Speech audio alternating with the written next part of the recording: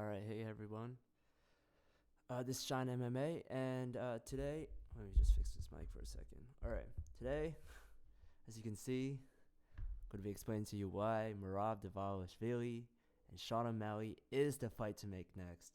I know everybody is like, oh, is it Dana White? Like, Sean O'Malley doesn't deserve a rematch. Yeah, maybe he doesn't deserve a rematch. Like, I'm not, maybe he does, maybe he doesn't. I don't think he does, but I'm going to explain to you why this is the fight to make. All right. First things first, let me zoom out a little bit. Very, very handsome young man. For starters, we got Merab. He just beat Umar. I thought he was going to beat Umar. Everybody said, oh, no, Umar, he's Habib's cousin. He's Dagestani, like, so skilled. He can strike, he can wrestle. But, like, we saw the last 3 rounds, Merab, he's not on EPO. I'm going to say that because, like, TJ Dillashaw got tested positive for that. Merab hasn't. I know USADA's gone, but, some people just have great cardio, I don't know. It's not for me to judge. I'm a non-judgmental person. All right. So, as you can see, his last win was Umar and then O'Malley. People are saying, oh, O'Malley, Jan, that's the next fight to make. People say it's a robbery. I don't think. I just realized, like, I'm sounding like a Sean O'Malley glazer. I like him. I'm not like a diehard fan of him. Like, I like Merab too. Merab trains out of Long Island. I liked Aljamain Sterling as well. I like all those people. I think they got, like, unnecessary hate. I think their style is interesting. Nothing's more fun to see, like. Okay, everybody was rooting for Merab against Umar, and suddenly wrestling and that, like, cardio style is suddenly fun. But it was always fun. It's just he was fucking up your favorite fighters. Like, that's on you. Like, if you hate the guy, then it's exciting as hell. So back to what I was saying. Sean O'Malley, Peter Yan. I don't need to see the rematch yet because I thought even though it was close, Sean O'Malley did win. And I don't think these rematches are necessary, like, 2 years later, especially if they're, like, if it's for a title shot, I get it. Like, rematches were, like, Chito Vera off one win got a title shot. I don't think that should have been the move, but it made sense. Clear that one loss. Well, now he has 2, but 1 loss off Sean O'Malley's record. In this situation, Umar, let's just look at the rankings real quick. We already know Umar cleared out the division, right? We got Corey Sandhagen coming off a loss. We got Davison Figueiredo coming off a loss. I don't think we're going to go lower than that. Song Yadong just lost to Peter Yan. I mean, he won against Henry Cejudo, but which I thought he won 2 of the rounds. It's interesting because when the odds came out and he was like a 3-1 favorite, I was like, I'm a huge Song Yadong fan, by the way. Like, that's my man's. I want him to be champion. I've been rooting for him since day one. I was like, there's no way Henry Cejudo is this much of an underdog. And he looked good. And I thought he was going to look good because it's Henry Cejudo. Like, everybody thinks, oh, like, this guy loses a 29-28 decision against Merab and he's washed. Like, what? Whatever. Back to Sean O'Malley and Peter Yan. Don't need to see that rematch. I don't need to see Peter Yan get a title shot. I know he's coming off 2 wins, Song Yadong, 29-28, and Davison Figueiredo, which he looked great in. But don't forget, he got 50-45 by Dvalishvili. Like, 50-45. Like, when you get dominated at that level, it wasn't like a knockout fluke or something. It was, and I know Peter Yan had injuries and stuff like that, but it's like, you get 50-45. If we watch that fight again, a rematch at a championship level, and he gets 50-45 again, everyone's going to be like, oh, like, what was even the reason? Like, this guy never deserved it. Like, give Peter Yan 1 more win, I would say. Like, 1 more win against Umar Nurmagomedov, like, a wrestler. Like, show that, like, he's made these improvements, that he's not going to get 50-45. Sean O'Malley won 2 rounds off Dvalishvili, and the first round was, like, I'm not going to say I know some people are like, oh, like, he could have won. I don't think he won the first round. But it wasn't, like, a really impactful round. It was one of those, like, filling out rounds. And when it goes to, like, a decision, those filling out rounds, like, it's annoying sometimes how, like, those rounds, like, the first round of a feeling out could like determine the fight. I think it's hilarious. I think I I feel like the first round should be. I mean, I don't think it should be weighted less in the scoring because that's just like at that point like it doesn't make sense anymore. But a lot of times these like long decision fights, like it feels like the first round's to feel it out. Like Sean O'Malley, I forget. I feel like he didn't win the first round against Aljamain, but it didn't feel like he needed to. You know what I mean? It's clear that his style was like to knock somebody out, right? So against Merab, that first round, you're like, okay, like he's feeling out, he's just testing the grappling, like.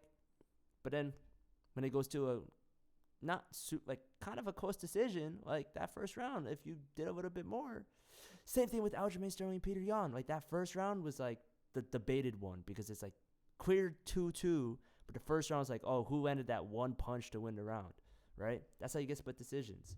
Let me sip my Peroni real quick.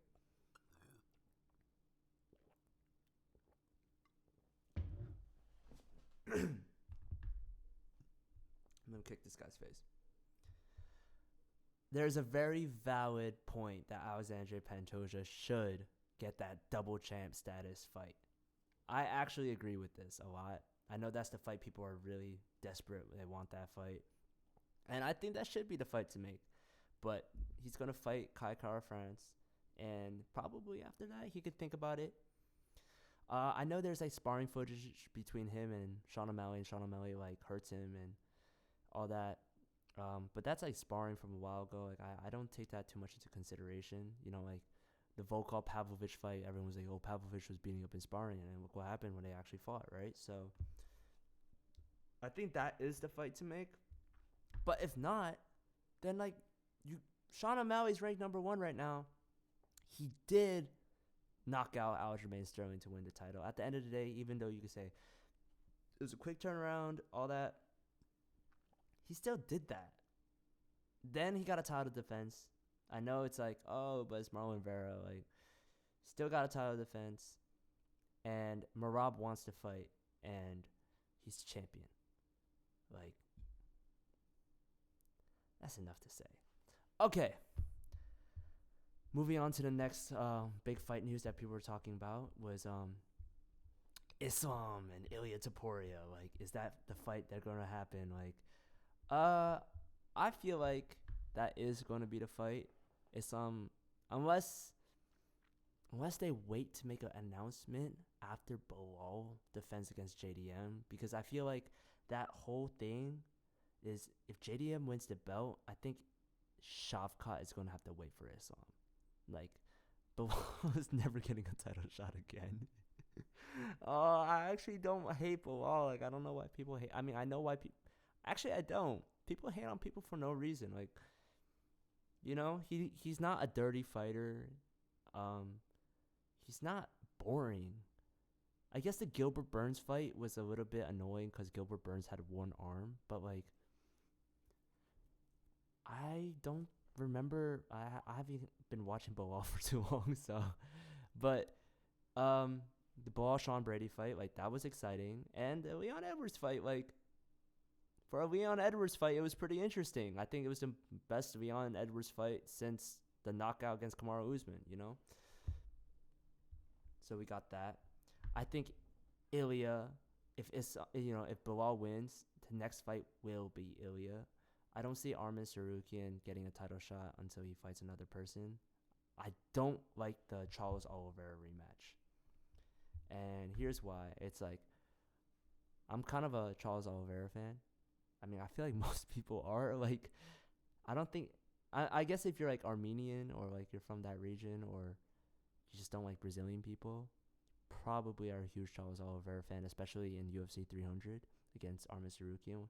When he got that Darson and Arman was laying flat, which is good defense, Like, people are like, oh, like, he was out. Like, no, like, that's the way to defend it. Like, that is the way, especially if there's, like, a couple seconds left in the round. Like, that's the move. That's the way. People are saying, like, oh, if it went, like, 1 minute longer, Charles Oliveira could have won, or he should have won the fight in general. I won't lie. I felt like Arman won the fight based on damage, but I wasn't, like, impressed by it. if that makes sense. You ever have a fight like the Diego Lopes Movsar Evloev fight? It's like, yeah, like you had a feeling that like one guy won and that guy won the fight, but you're like, but those submission attempts are so fire. I feel like they should be weighted more. That's the thing. It's like I'm a big fan of submission attempts. I feel like the damage-based scoring system is like, why is like 5 punches to the head like weighted more heavily than like a rear naked choke? I understand why, but also like I feel like we should encourage more people trying to submit people instead of like, pitter patter ground and pound shots, and then having to measure that. Or, people are going to get rocked in a fight, or like not rocked, but like punched in the face. Like that's just what happens, anybody, I'm not going to say anybody, but like all the fighters can throw a punch, right? How many of them can do like a fucking triangle off their back? Like, I want to see that. Like, I want to encourage like exciting submission attempts and not just like protect against like. But that's just my opinion. Maybe it's wrong. I don't give a fuck.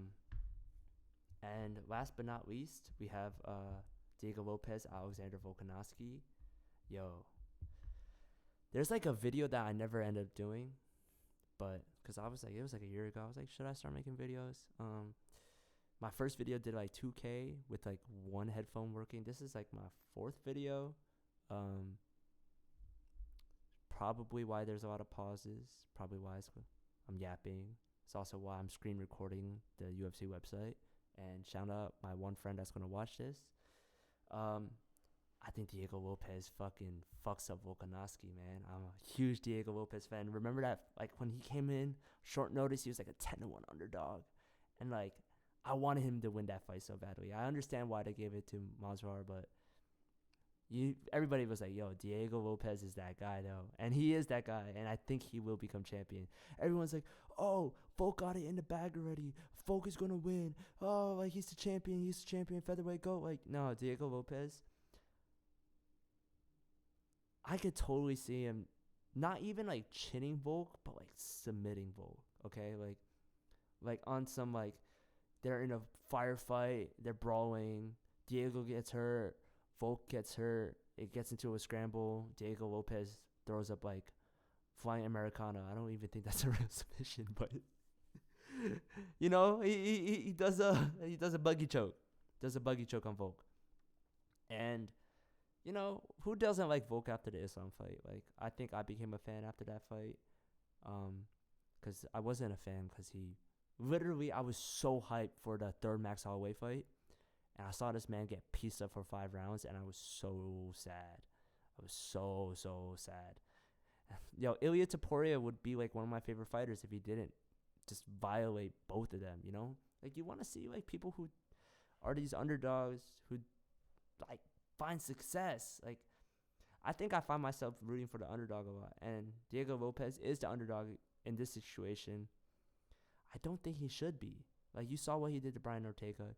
People say, oh, the Dan Ige fight. Like, he still won that fight, even though he cut weight twice and had to go up 20 pounds. Like, against a guy he was literally fought, like, on, like, 4 hours notice.